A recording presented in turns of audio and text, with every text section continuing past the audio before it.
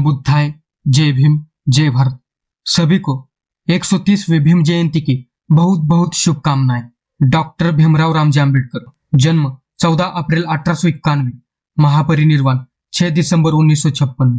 विश्व स्तर के भारतीय विधिवेत्ता, अर्थशास्त्री, राजनीतिज्ञ, समाजशास्त्री, मानव विज्ञानी, संविधानविद, लेखक, दार्शनिक, इतिहासकार, धर्मशास्त्री, वकील, विचारक, शिक्षाविद, प्रोफेसर, पत्रकार, बोधिसत्व, संपादक, क्रांतिकारी, समाज सुधारक, भाषाविद, जलशास्त्री, स्वतंत्रता सेनानी, बौद्ध धम्म के पुनरुत्थानवादी, आंदोलनकारी एवं दलित शोषित नागरिक अधिकारों के संघर्ष के प्रमुख नेता थे डॉक्टर बाबा साहब आम्बेडकर, और भारतीय संविधान के शिल्पकार भी है। डॉक्टर आम्बेडकर बाबा साहब के नाम से लोकप्रिय है, जिसका मराठी भाषा में अर्थ पिता होता है। भारत देश के सामाजिक, राजनीतिक, आर्थिक, सांस्कृतिक, शिक्षा, कानून आदि क्षेत्रों में उनके अतुलनीय योगदान रहे हैं। इसलिए डॉक्टर बाबा साहब आम्बेडकर जी को आधुनिक भारत के निर्माता भी कहा जाता है। प्रकांड विद्वान एवं बहुश्रुत डॉक्टर आम्बेडकर की 64 विषयों पर मास्टरी थी, जो कि कैम्ब्रिज विश्वविद्यालय इंग्लैंड के 2011 के आंकड़ों के मुताबिक दुनिया के इतिहास में सबसे ज्यादा है। इस विश्वविद्यालय ने उन्हें विश्व इतिहास के प्रथम सबसे प्रतिभाशाली इंसान घोषित करके उनका गौरव किया है। अमेरिका के विश्व प्रसिद्ध कोलंबिया विश्वविद्यालय ने बाबा साहब को विश्व के टॉप 100 विद्वानों में शीर्ष पर स्थान दिया तथा भारत में हुए दी ग्रेटेस्ट इंडियन नामक विश्व स्तर के भारतीय सर्वेक्षण में भी बाबा साहब टॉप 100 भारतीयों में पहले सबसे महानतम भारतीय या दी ग्रेटेस्ट इंडियन साबित हुए हैं। बाबा साहब का जन्म एक गरीब परिवार में हुआ था। एक अछूत परिवार में जन्म लेने के कारण उन्हें सारा जीवन नारकीय कष्टों में बिताना पड़ा। बाबा साहब आम्बेडकर ने अपना सारा जीवन हिंदू धर्म की चतुर्वर्ण प्रणाली और भारतीय समाज में सर्वव्यापी जाति व्यवस्था के विरुद्ध संघर्ष में बिता दिया। हिंदू धर्म में मानव समाज को 4 वर्णों में वर्गित किया है, जो इस प्रकार है: ब्राह्मण, क्षत्रिय, वैश्य और शूद्र। बाबा साहब ने इस व्यवस्था को बदलने के लिए सारा जीवन संघर्ष किया। इसलिए उन्होंने बौद्ध धर्म को ग्रहण करके इसके समतावादी विचारों से समाज में समानता स्थापित कराई। उन्हें दलित बौद्ध आंदोलन को प्रारंभ करने का श्रेय भी जाता है।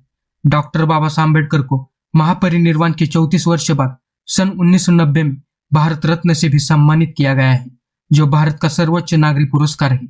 कई सामाजिक और वित्तीय बाधाएं पार कर बाबा साहब उन कुछ पहले अछूतों में से एक बन गए, जिन्होंने भारत में कॉलेज की शिक्षा प्राप्त की।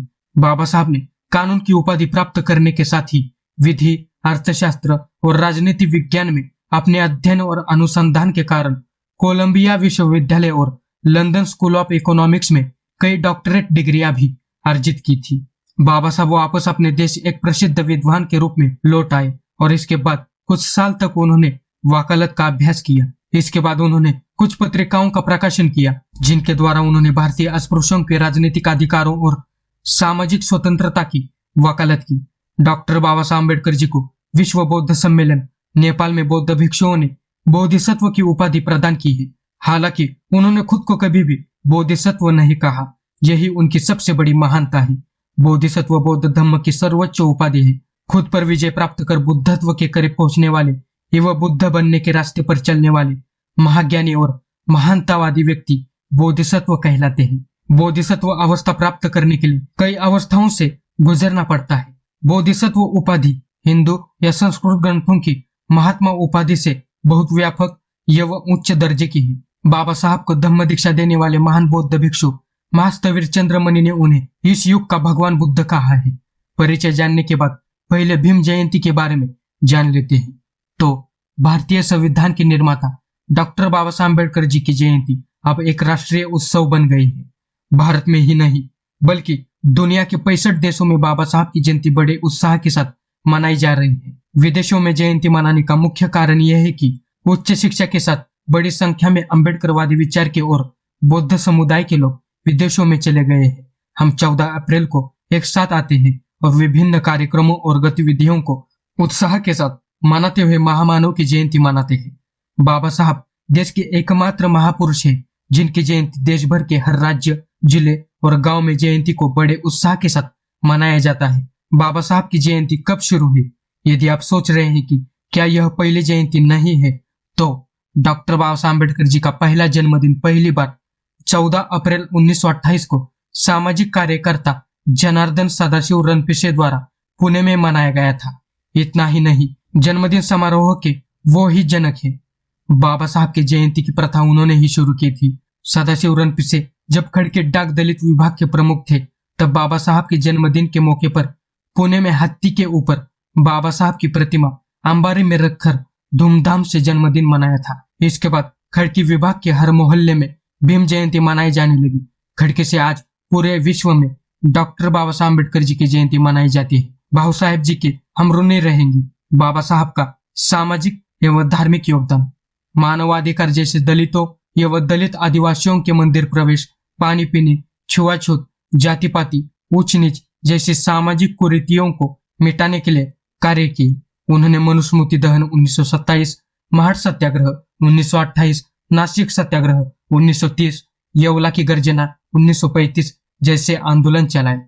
बेजुबान, शोषित और अशिक्षित लोगों को जागरूक करने के लिए साल 1927 से 1956 के दौरान मुकनायक, बहिष्कृत भारत, समता, जनता और प्रबुद्ध भारत नामक 5 साप्ताहिक और पाक्षिक पत्र पत्रिकाओं का संपादन किया। उन्होंने छात्रावास, नाइट स्कूल, ग्रंथालयों और शैक्षणिक गतिविधियों के माध्यम से कमजोर वर्गों के छात्रों को अध्ययन करने और साथ ही आय अर्जित करने के लिए उनको सक्षम बनाया। सन 1945 में उन्होंने अपनी पीपल्स एजुकेशन सोसाइटी के जरिए मुंबई में सिद्धार्थ महाविद्यालय तथा औरंगाबाद में मिलिंद महाविद्यालय की स्थापना की। हिंदू विधेयक संहिता के जरिए महिलाओं को तलाक, संपत्ति में उत्तराधिकार आदि का प्रावधान कर उसके कार्यान्वयन के लिए संघर्ष किया। बाबा साहब का आर्थिक, वित्तीय और प्रशासनिक योगदान, भारत में रिजर्व बैंक ऑफ इंडिया की स्थापना, डॉक्टर बाबा साहब अम्बेडकर जी की रचना, रुपए की समस्या, उसका उद्भव और प्रभाव, और भारतीय चलन व बैंकिंग का इतिहास, और हिल्टन यंग कमीशन के समक्ष उनके साक्ष्य के आधार पर 1945 में हुई। उनके दूसरे शोध ब्रिटिश भारत में प्रांतीय वित्त का विकास के आधार पर देश में वित्त आयोग की स्थापना हुई।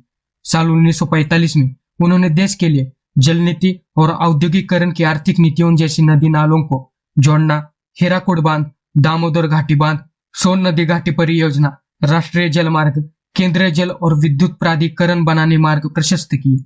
साल 1944 में प्रस्तावित केंद्रीय जल मार्ग और सिंचाई आयोग के प्रस्ताव को 4 अप्रैल 1945 को वायसराय की ओर से अनुमोदित किया गया और बड़े बांधों वाली तकनीकों को भारत में लागू करने हेतु प्रस्तावित किया गया। संविधान निर्माण, उन्होंने समता, समानता, बंधुता एवं मानवता आधारित भारतीय संविधान को 2 साल 11 महीने और 18 दिन में तैयार करने का अहम कार्य किया है। साल 1951 में महिला सशक्तिकरण का हिंदू संहिता विधेयक पारित करने में प्रयास किया और पारित न होने पर स्वतंत्र भारत के प्रथम कानून मंत्री के पद से इस्तीफा दिया।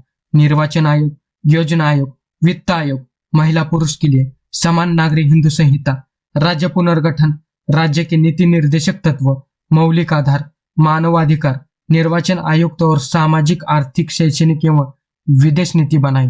उन्होंने विधायिका, कार्यपालिका और न्यायपालिका में SC/ST के लोगों की सहभागिता सुनिश्चित की। मित्रों, इससे कई गुना उन्होंने महान कार्य किया हुआ है। आपको फिर से भीम जयंती की बहुत बहुत शुभकामनाएं। वीडियो पसंद आया हो तो इस वीडियो को लाइक कीजिए, ज्यादा से ज्यादा शेयर कीजिए। अगर आपने अभी तक इस चैनल को सब्सक्राइब नहीं किया है तो जरूर सब्सक्राइब करें और साथ में दिए गए बेल आइकन को दबाना मत भूलें। इसी के साथ नए वाले चैनल को भी जरूर सब्सक्राइब करें, ज्वाइन बटन के जरिए चैनल के सदस्य जरूर बने, इंस्टाग्राम पर जरूर फॉलो करें। चलो मिलते हैं अगले वीडियो में। नमो बुद्धाय, जय भीम, जय भारत।